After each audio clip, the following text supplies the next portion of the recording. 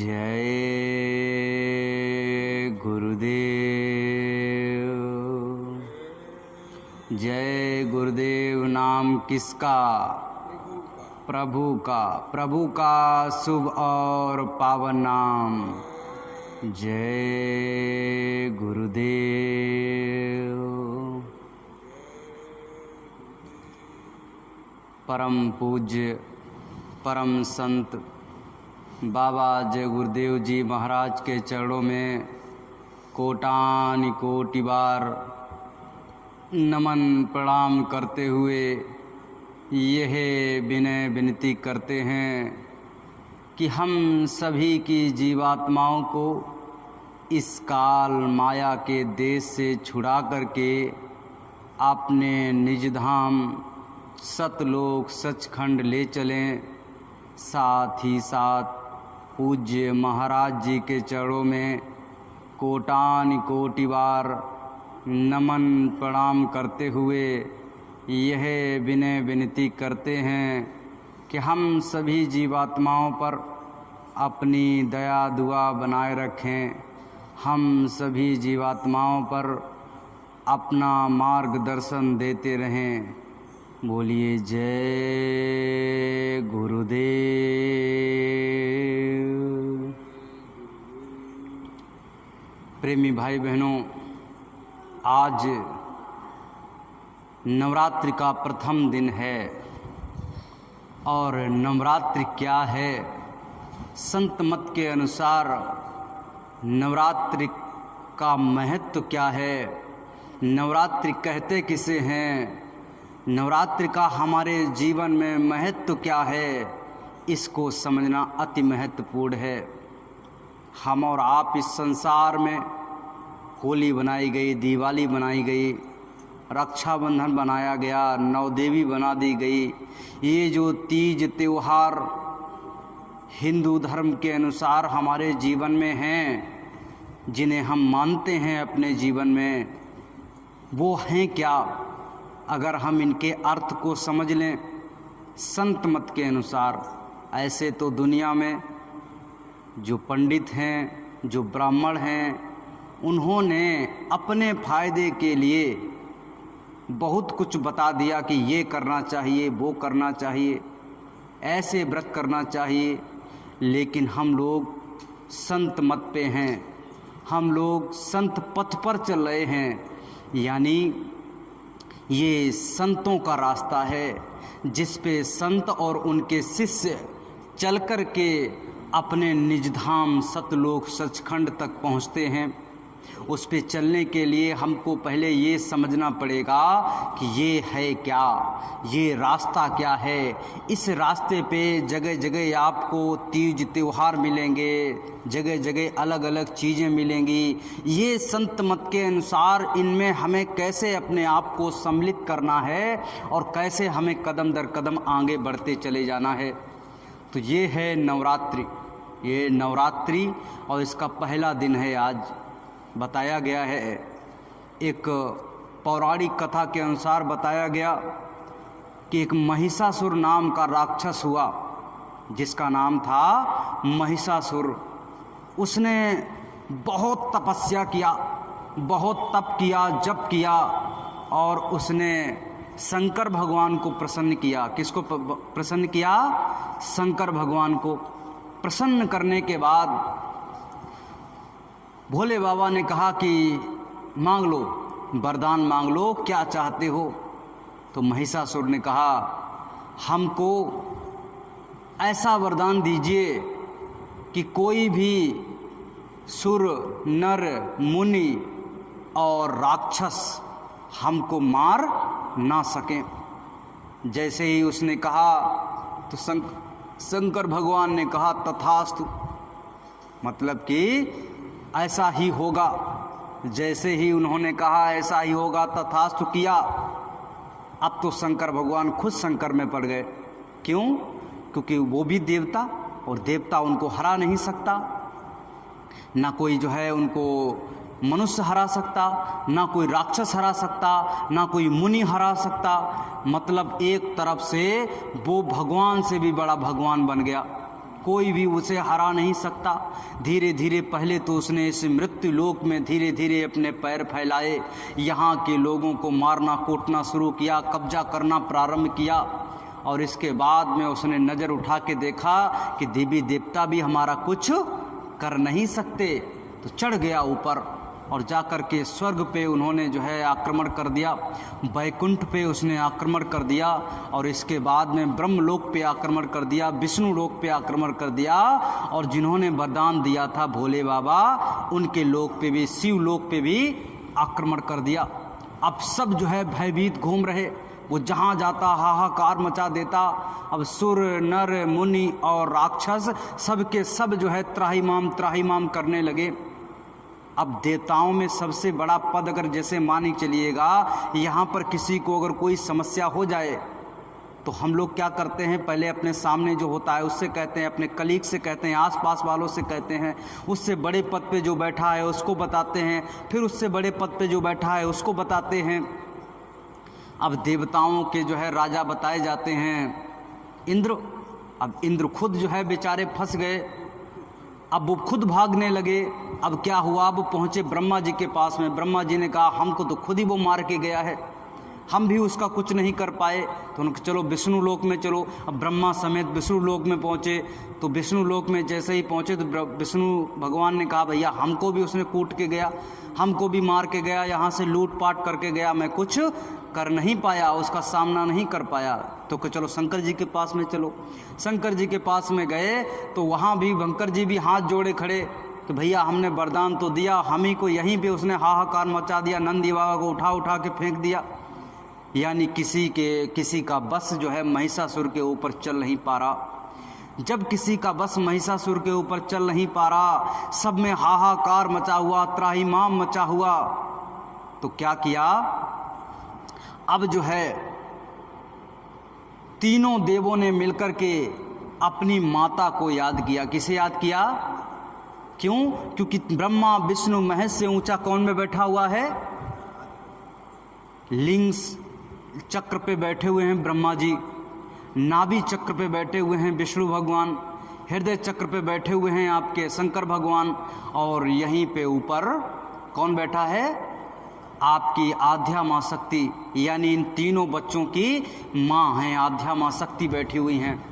अब क्या हुआ, तीनों बच्चों ने आराधना किया, प्रार्थना किया कि हे माँ, हम लोग इस राक्षस से अब जो है निपट नहीं पा रहे, इसने हम देवलोक में, मृत्यु लोक में, सुर नर मुनि सबको जो है एकदम परेशान करके चला दिया है, अब क्या किया जाए।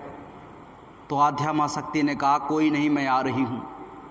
ऊपर से वो आई, आकर के उन्होंने लड़ना प्रारंभ किया। किसके साथ में? महिषासुर के साथ में। महिषासुर के साथ में जब उन्होंने आद्या माँ शक्ति ने लड़ना प्रारंभ किया तो 9 दिन तक लगातार युद्ध चला। कितने दिन तक? 9 दिन तक लगातार युद्ध चला। और 9 दिन में महिषासुर के साथ में वो लड़ी। हर एक दिन अलग अलग रूप धारण करके उन्होंने लड़ा, और जब अलग अलग रूप धारण करके लड़ा तो अलग अलग शक्ति वहाँ पर जो है प्रकट होती चली गई, और वो लगातार लड़ती चली गई। 9 दिन तक उन्होंने कुछ खाया पिया नहीं। क्यों? क्योंकि जब युद्ध हो रहा था 9 दिन तक नॉन स्टॉप युद्ध चला, रात और दिन युद्ध चला, तो खाना बनाने और खाने का तो मौका ही नहीं मिल पाया। यानी 9 दिन तक वो व्रत रही, उन्होंने पानी तक नहीं पिया, लगातार लड़ती रहीं। और जब लगातार लड़ती रहीं, और आज के ज़माने में देखो व्रत रहते हैं लोग, कहते हैं मैं व्रत हूँ, 9 देवी का व्रत हूँ, सिंगाड़ा खा लेंगे, सेब खा लेंगे, केला खा लेंगे, साबुदाना बना के खा लेंगे, उबले हुए आलू खा लेंगे, यानी जितना रोज़ खाना खाते थे उससे भी ज़्यादा खा लेंगे, और कहते हैं हम व्रत हैं। जितना पौष्टिक आहार वो पहले ले रहे थे सब्जी रोटी में, उससे ज़्यादा पौष्टिक आहार अब ले रहे हैं, कह रहे हैं हम व्रत हैं। ये कौन सा व्रत है? ये तो केवल अपने मन को समझाने वाली बात है कि हम व्रत हो गए, अच्छी अच्छी चीज़ें खा ली, केला खा लिया, सेव खा लिया, सिंगाड़ा खा लिया, और कह रहे हैं हम व्रत हैं। संत मत कहता है कि अपने आप को धोखा मत दीजिए। हम लोग अपने आप को ही धोखा दे रहे। क्या हुआ, जब वो 9 दिन तक लगातार लड़ी और 10वें दिन उन्होंने महिषासुर को हरा पाया, यानी तभी विजयदशमी मनाई गई। उसी को कहते हैं विजयदशमी। 10वें दिन जब उन्होंने महिषासुर को हरा दिया, हराने के बाद में उन्होंने क्या किया, बुराई पे भलाई की विजय हो गई। जब बुराई पे भलाई की विजय हो गई तब जो है जाकर के महिषासुर समाप्त हुआ। संत महात्माओं ने बताया है कि ये जो 9 देवी है, ये जो नवरात्र है, साल में 2 बार हमारे आपके जीवन में आता है, 2 बार मनाया जाता है। इसमें हमको करना क्या चाहिए? संत मत के अनुसार अगर आप चलोगे तो ये नवरात्रि जो आती हैं, इसमें आप धीरे धीरे करके अपने विकारों को छोड़ दीजिए। अपने बुराइयों को 9 दिन में एक बुराई आज छोड़ दीजिए, एक बुराई कल छोड़ दीजिए, एक बुराई परसों छोड़ दीजिए। बुराई तो भरी पड़ी है इस शरीर में।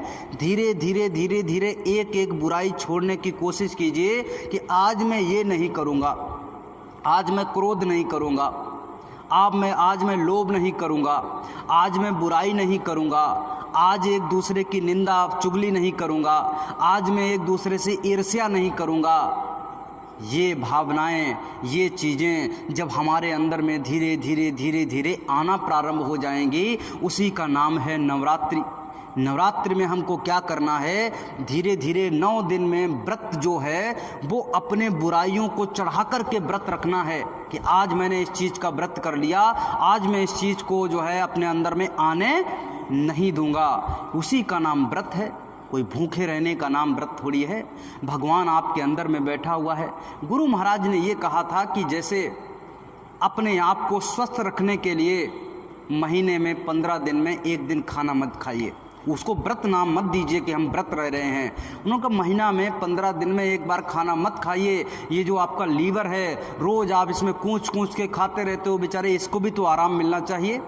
आप 8-10 घंटे जब मेहनत कर लेते हो, सुबह आप 5 बजे 4 बजे जग गए और शाम को 8-9 बजे तक आप काम करते रहे, आपने 12-13 घंटे काम किया तो आपका शरीर थक जाता है। और जब ये थक जाता है तो हम इसको क्या देते हैं? आराम देते हैं कि नहीं देते? और जब इसको आराम देते हैं 2-4-5 घंटे, 6 घंटे, 7 घंटे, कोई 8 घंटे तक आराम देता है, तो ये जो है शरीर में पुनः एनर्जी वापस आ जाती है, यानी शक्ति वापस आ जाती है। शक्ति वापस कैसे आती है? जैसे ही हम अपनी आँखों को बंद करते हैं और जैसे ही लेट जाते हैं तो हम उन्नति अवस्था में पहुँच जाते हैं। सबसे ज़्यादा जो शक्ति का स्राव आपके अंदर में प्रवेश होती है, शक्ति, वो उन्नति अवस्था में होती है। कौन सी अवस्था में? उन्नति अवस्था में। यानी बहुत सारे लोग सोते हैं उन्नति अवस्था में। उन्नति अवस्था को कहते हैं कि अगर कुत्ता भी जो है यहाँ से गुजर जाए, अगर कोई चींटी भी आपके पास से निकल जाए तो आप फट से उठ के बैठ जाओ। कोई लोग ऐसे सोते हैं कि उनकी आप दरवाज़ा तोड़ भी दो फिर भी वो जगने वाले नहीं हैं। और कोई ऐसे भी हैं कि अगर पूरे अतिथि गृह में बाहर भी किसी ने खट किया तुरंत वो उठ के बैठ गए। क्या बात है? तो इस अवस्था में हमको सोना चाहिए। इस अवस्था में आपके अंदर सबसे ज़्यादा एनर्जी, सबसे ज़्यादा शक्ति प्रवेश करती है। और इसी अवस्था में आपको सुमिरन, ध्यान, भजन करने के लिए भी बताया गया। पहले 5-10 मिनट में अपने आप को उन्नति अवस्था में ले जाओ। एकदम जब आप उठोगे तो ऐसा लगेगा कि ये सो के आया है। एकदम उन्नति अवस्था में ले जाओ, ना जागे हुए हो और ना ही सोए हुए हो, ये बीच की अवस्था होती है।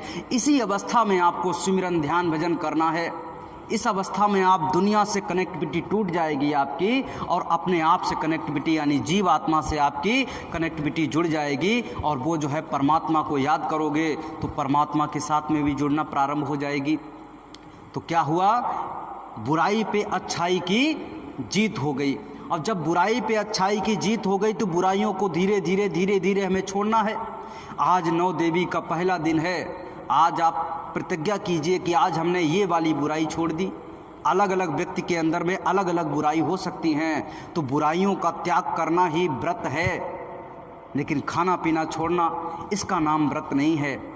गुरु महाराज ने कहा 10, 15, 20 दिन में, महीने में 1 दिन व्रत का मतलब कुछ मत खाइए। व्रत मत रहिए, कुछ मत खाइए। और जब कुछ नहीं खाओगे तो ये आपका लीवर है, ये रोज़ रोज़ आपको खाना पचा करके देता है, खून बनाता है, मांस बनाता है। इसको भी थोड़ा सा आराम दे दोगे तो ये भी थोड़ा शक्तिशाली हो जाएगा। अब ये डैमेज क्यों हो जाता? क्योंकि हमने उसको आराम नहीं दिया। कुछ ना कुछ ऐसी चीज़ें उसमें जो है खाते रहे कि बेचारा वो पचा ही नहीं पा रहा। अब जब पचा नहीं पा रहा तो बेचारा डैमेज हो गया। तो इसलिए हमको क्या है, महीने में, 15 दिन में, सप्ताह में, जैसा बन पड़े, एक दिन जो है इसको आराम दे दो। जब हम आराम दे देंगे तो धीरे धीरे वो जो शक्तिशाली हो जाएगा। लेकिन हमने क्या किया, हम व्रत के नाम पे सेब खा लिया, संतरा खा लिया, बहुत कुछ चीज़ें, एनर्जी वाली चीज़ें एकदम खा ली कि नमक नहीं खाएंगे, लेकिन पेट जो है जितना रोज़ खाते थे उससे ज़्यादा भर लेंगे। तो किस बात का व्रत है? तो ये कोई व्रत नहीं है। गुरु महाराज ने कहा ये तो केवल अपने मन का धन है। अगर आपको सच्चाई में व्रत करनी है, संत मत के अनुसार आपको व्रत करना है, तो अपने अंदर की बुराइयों को धीरे धीरे निकालना प्रारंभ कर दीजिए, तभी आप जो है कुछ कर पाएंगे। नहीं तो जो है इस संसार में भटकते रह जाएंगे और किसी चीज़ को प्राप्त नहीं कर पाएंगे। उसी में कहा जाता है ये दुर्गा माता और ये जो 9 देवी अलग अलग हुई, 9 दिन तक उन्होंने महिषासुर के साथ में लड़ाई की, और 9 दिन तक उन्होंने लड़ाई करने के बाद में महिषासुर को हराया कैसे? जब रात दिन वो जो है 9 दिन तक उन्होंने कुछ खाया पिया नहीं। अगर आप देवी को मानते हो, अगर आप जो है शेरा वाली माता या जो भी 9 देवी को मानते हो, उनको मानने के अनुसार आप 9 दिन तक कुछ भी खाइए पीजिए नहीं, और अपने आप का जो ध्यान है उन पे लगा करके रखिए। गुरु महाराज ने कहा आप जिस भी देवी देवता को मानते हैं उसको मानते रहिए। आप जिस भी देवी देवता को मानते हैं इसकी सुबह शाम पूजा करते रहिए। आपको यहाँ पर इस दरबार में ये नहीं कहा जाता कि आप जो है उनको छोड़ दीजिए और यहाँ आकर के इनकी पूजा करना। यहाँ पर अच्छा आपके जीवन के लिए संदेश सुनाया जाता है। संतों का जो द्वार होता है, आपके जीवन के हित के लिए यहाँ संदेश सुनाया जाता है। आपको किसी चीज़ से छुड़ाया नहीं जाता। गुरु महाराज ने कहा हम बुराई करना नहीं सिखाते, हम किसी को जो है एक दूसरे से छुड़ाना नहीं चाहते। आप जिसकी पूजा करते हो उसकी पूजा करते रहिए। आप राम की पूजा करते रहिए, आप श्याम की पूजा करते रहिए, आप जो है देवी की पूजा करते रहिए। लेकिन उनसे रात दिन सुबह शाम जब भी उनका नाम लीजिए, पूजा कीजिए, तो ये मांगिए कि हम अपने जीवन में अच्छाई पे चलते रहें, बुराइयों को छोड़ दें, गलत आदतों को छोड़ दें, गलत खान पान को छोड़ दें। आप जिस भी देवी देवता की पूजा करते हो करते रहिए, और जो है वो जब आपके ऊपर, आप अगर सच्चे मन से कर रहे हो और वो जब आपके ऊपर में दया दुआ करेंगे तो आपको कहीं ना कहीं किसी ना किसी जगह सच्चे संत महात्मा के साथ में जोड़ देंगे, सच्ची जगह पे पहुंचा देंगे, जहां से आप अपनी जीव आत्मा का कल्याण कर सकते हो, अपने आप का कल्याण कर सकते हो। लेकिन हमने क्या किया, देवी को मार रहे, देवता को मार रहे, लेकिन अब जो है वो जो बता रहे कि ऐसा काम मत करना, उसको जो है वही काम किए जा रहे और कह रहे हम देवी को मान रहे। अरे उसको मानने से कोई फ़ायदा होने वाला नहीं है। हमको जब इस संसार में फंसा दिया गया, वो काल भगवान जब हमको इस संसार में लाया तो उसने देखा कि ये जीवात्माएं बड़ी ताकतवर हैं, इनमें जो है 16 सूर्यों का प्रकाश है, हमसे भी ज़्यादा ताकतवर हैं, तो इनको फंसाया कैसा जाए। तो उन्होंने क्या किया, 1 लाख श्लोक बनाए, 4 वेद, 6, 7, 18 पुराण बना दिए और कर्मों का विधान जो है बना करके इनको दे दिया और कहा कि ये जो आज की तारीख के बाद में आप जो कुछ भी कर्म करोगे उस कर्म का आपको आदान प्रदान करना पड़ेगा।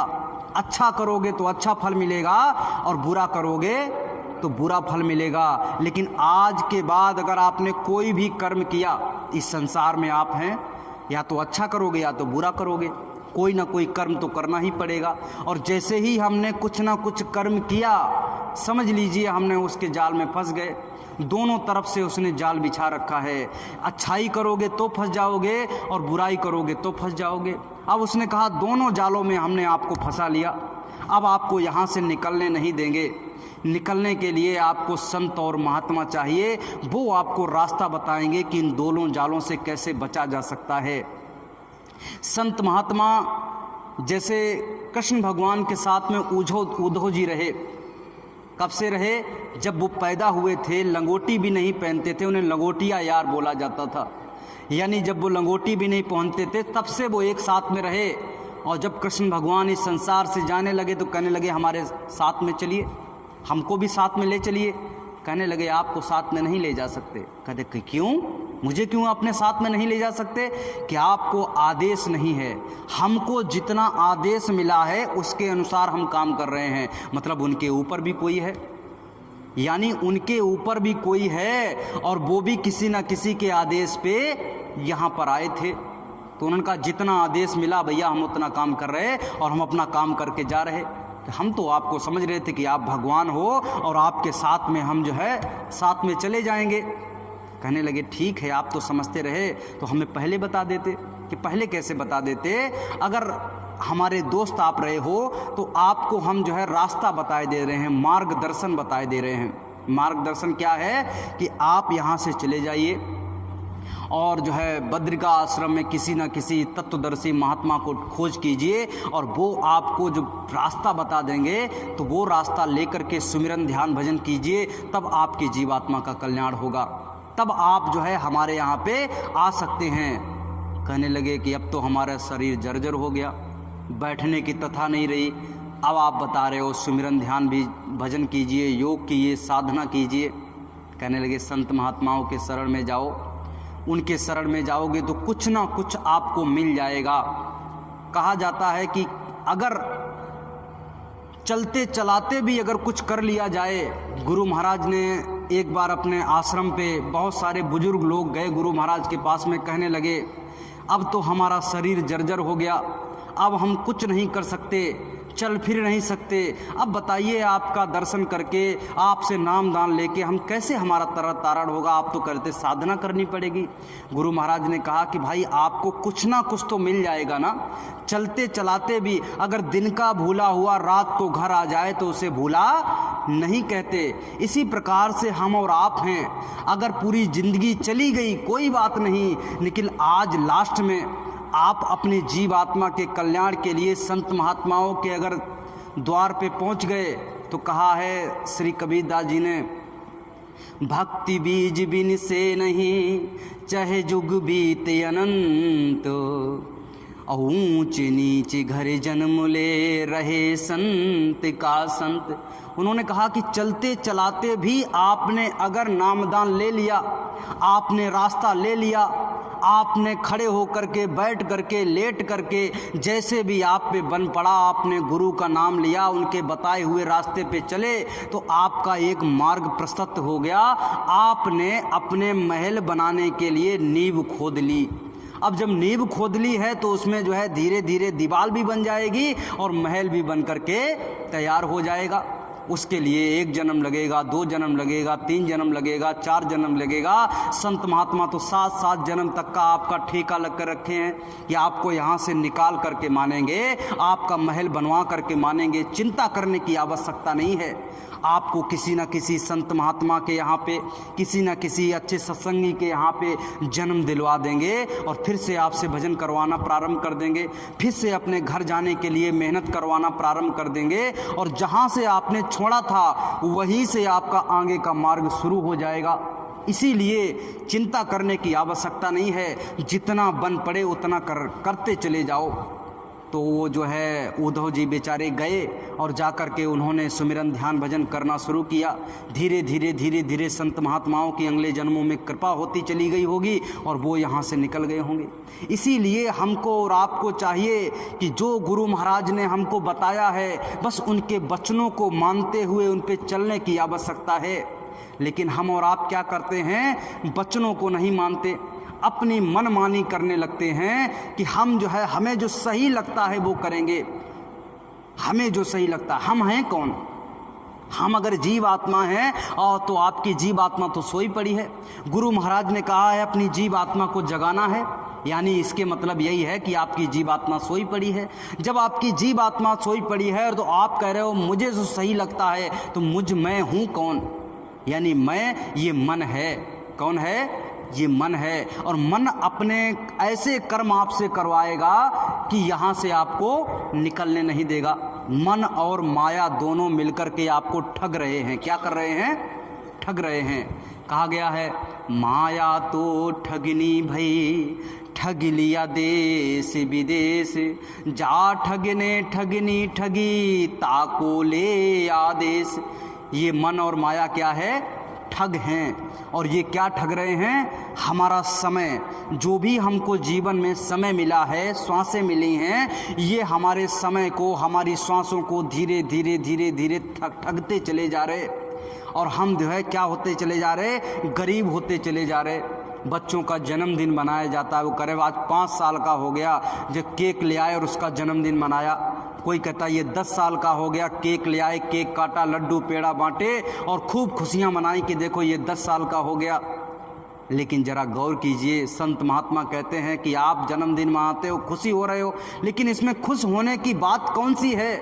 अगर उसका जन्म 70 साल का है, उसकी उम्र मान चलिएगा 70 साल है, और उसमें से उसकी 20 साल उम्र निकल गई, आप 20वां जन्मदिन मना करके खुश हो रहे हो, उसकी तो 20 साल कम हो गई ना। वो तो 50 साल उसकी बची है, 50 साल के बाद में उसकी मृत्यु होनी है, तो 50 साल उसके 20 साल उसमें कम हो गई, तो खुश होने वाली बात है। आपके पास में मान चलिएगा 70 रुपये थे, और 70 रुपये में 20 रुपये आपने खर्च कर दिए, आपके खर्च हो गए, तो खुश होने की बात है? ये तो दुखी होने की, 20 रुपये कम हो गए, अब तो 50 ही बचे हैं। अगर उसी में से 20-30 रुपये और आपने कमा लिए होते तो आपको खुश होने की आवश्यकता है। देखो 70 थे और 30 हमने कमा लिए, अब 100 हो गए, खुश होने की आवश्यकता है। लेकिन प्रेमी भाई बहनों, ये संत मत के अनुसार संत महात्माओं ने बताया है खुश कैसे हुआ जा सकता है, हमको अपना जन्मदिन कैसे मनाना चाहिए। उन्होंने बताया, एक बार की बात है, एक जो है नौजवान ब्राह्मण रास्ते से जा रहा था, तो एक उसने सोचा कि हमारे पास में खाने पीने का जो सामान है वो ख़त्म हो गया, तो एक जो है घर पे उसने नॉक किया, खट खट किया, कहा कि भिक्षान देही, भिक्षान देही। तो अंदर से जो है बहन निकल के आई, नई नई शादी हुई थी। उन्होंने कहा कि हाँ महात्मा जी लीजिए, भिक्षा लीजिए। जैसे ही देने लगी, कहने लगी बहुत जल्दी कि हाँ बहुत जल्दी, अब क्या करें, मेरा जो है पिछले का प्रारब्ध था, तो मैं जो है बहुत जल्द जो है अपना सुमिरन ध्यान भजन में लग गया। कहा अच्छा ठीक है, कि ये बताइए आपकी उम्र कितनी है? तो उसने कहा मेरी उम्र 5 साल है। कि आपके सासू माँ की कितनी उम्र है? कि उनकी 1 साल है। कि आपके पति की कितनी उम्र है? कि उनकी 6 महीने है। और कि आपके ससुर जी की कितनी उम्र है? कि उनकी अभी पैदा ही नहीं हुए वो। अब अजीब सी बात उनके सासू माँ और ससुर जी ने अंदर में सुनी कि ये अभी ससुर पैदा नहीं हुए, सास जो है 6 महीना की, सास 1 साल की हैं, पति 6 महीना का है, और ये कैसे हो गया? फिर इसकी शादी कैसे हो गई? तो वो जब चले गए तो जाकर के उसने जब कहा तो उसके पति ने उसको बुलाया, कहने लगा ये कैसी तुम ऊट पटांग बातें बोल रही थी? तो कहा ऐसा है, ये जीवन में हम जिस दिन माँ के कोख से पैदा होते हैं, ये तो हमारा रिवर्स टाइम शुरू हो जाता है। हमारे जीवन में हमको जो 96 करोड़ जो हमको सांसें मिली हैं, ये धीरे धीरे धीरे धीरे कम होना प्रारंभ हो जाती हैं। इससे हमारा कोई लेना देना नहीं है। ये तो एक हमको मौका मिला हुआ है। इस मौके को जो भुना लेगा, इस मौके का जो फ़ायदा उठा लेगा, वही अपने जीवन में सही खिलाड़ी कहा जाएगा, निपुण का खिलाड़ी कहा जाएगा। तो कहा कि बताओ कैसे? कैसा है, ये जो माता जी आपकी हैं, हमारा जो है पहले से जन्म हो गया, हमारे पिताजी ने हमको नाम दान दे दिया, तो पहले से हमने सुमिरन ध्यान भजन शुरू कर दिया। शादी से पहले हमारा नाम दान मिल गया था। कि यहाँ पर हम आए तो हमने देखा इस घर में कोई भी गुरुमुखी नहीं है, सबके सब जो है ऐसे ही किसी का नाम ले लिया तो ले लिया, और नहीं तो ऐसे ही जीवन बिता रहे थे।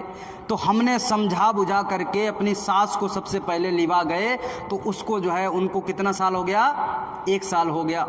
बहुत ज़्यादा समझाया बुझाया तो अपने जो है पति को ले गए, तो अभी 6 महीना के हैं, लेकिन हमारे ससुर अभी जो है मान नहीं रहे हैं, और इसीलिए उनका अभी जन्म, क्योंकि उन्होंने अभी नाम दान नहीं लिया है, इसीलिए उनका अभी जन्म नहीं हुआ है। कहा कि अच्छा, कि हाँ। जब ये बात उनको समझाई कि इस संसार में गुरु से बड़ा कोई नहीं, तब जो है वो उन्होंने उनके जो है ससुर ने जाकर के नामदान लिया। तब कहा कि आज इनका जन्म हुआ। उसी प्रकार से इस संसार में हम पैदा तो हो गए, लेकिन हमने अभी जन्म नहीं ले पाया। जन्म इस शरीर ने तो ले लिया, लेकिन ये शरीर अपना नहीं है, क्योंकि आज नहीं तो कल इस शरीर को हमको छोड़ के जाना है। ये मन भी अपना नहीं है, क्योंकि आज नहीं तो कल ये मन भी हमें छोड़ देगा। ये बुद्धि भी अपनी नहीं है। बहुत सारे लोग इस संसार में अपने ज्ञान के मद में फूल जाते हैं कि मैं बहुत बड़ा ज्ञानी हूँ, मैंने 4 वेद 6 7 18 पुराण का ज्ञाता बन गया हूँ। एक बार की बात है, एक सर्वाजीत नाम से व्यक्ति था। उसने क्या किया, पूरे संसार में जितने विद्वान थे सबको बुला बुला के सबको हरा दिया।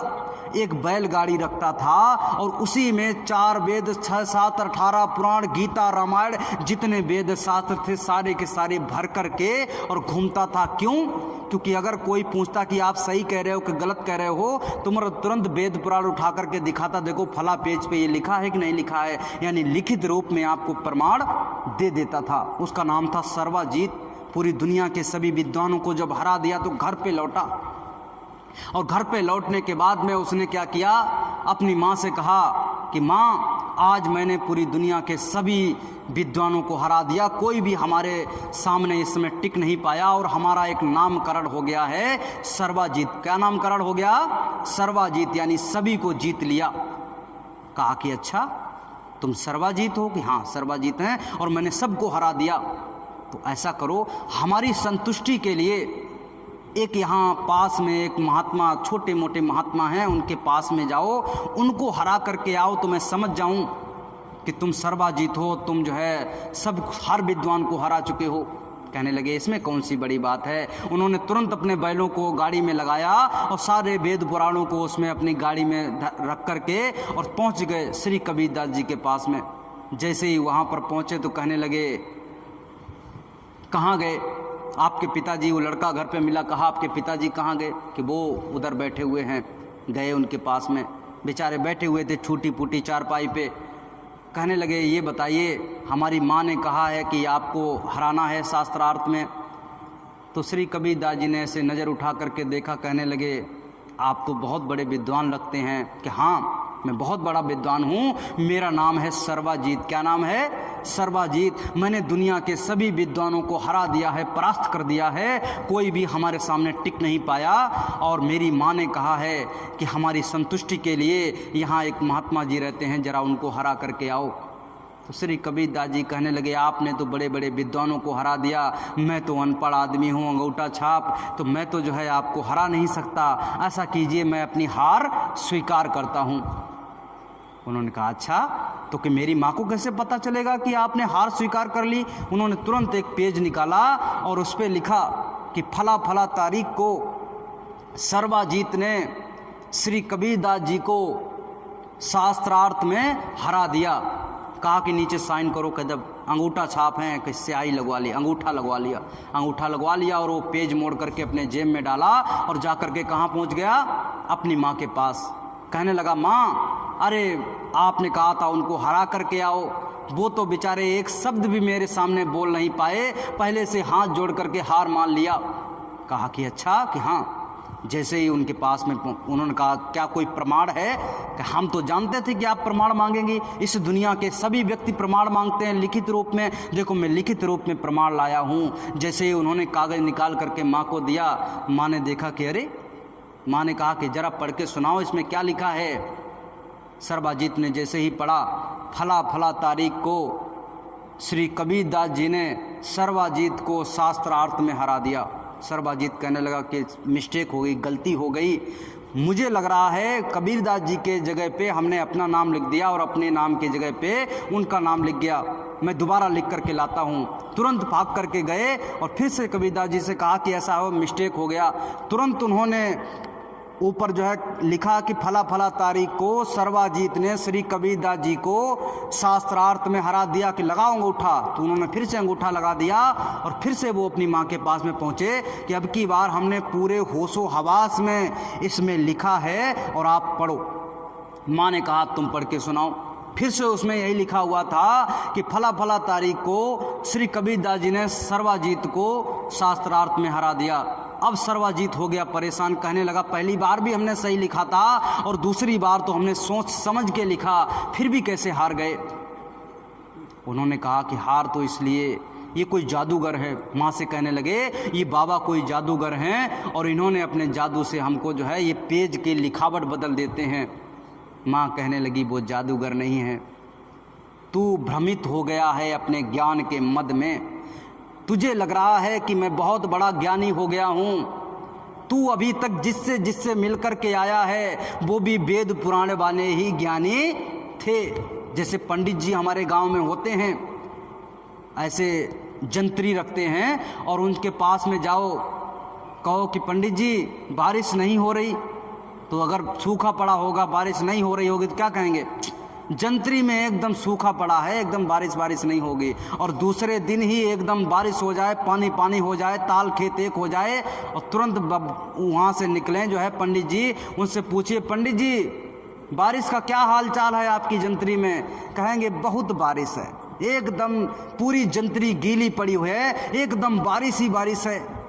ऐसे जो है ये वेद पुराण वाले अब विद्वानों से तुम्हारा पाला पड़ा था, लेकिन अब की बार में तुम्हारा पाला किसी संत महात्मा से पड़ गया है।